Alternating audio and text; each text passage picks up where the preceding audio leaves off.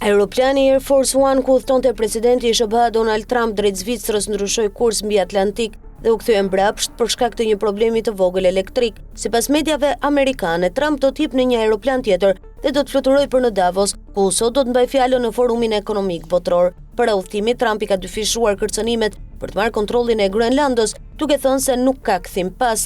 Ndoshta mund të gjejmë një zgjidhje me Evropën, tha Donald Trump në një intervistë për News Nation, ndoshta edhe në Davos në ditët në vijim, shtoi ai. Trump ka këmbgulur sërish se Groenlanda është thelbësore për sigurinë kombëtare dhe globale të SBA-s, duke deklaruar se çdo zhvillim i ardhshëm lidhur me ishullin do të jetë shumë i mirë për të gjithë, përfshirë edhe aleancën e NATO-s. I pyetur për rrezikun që planet e tij për Groenlandën mund të dëmtojnë NATO-n, Trump u shpreh i bindur se aleanca do të dalë e kënaqur. Diçka do të ndodhë dhe do të jetë shumë e mirë për të gjithë. NATO do të jetë shumë e lumtur dhe ne do të jemi shumë të lumtur, tha ai.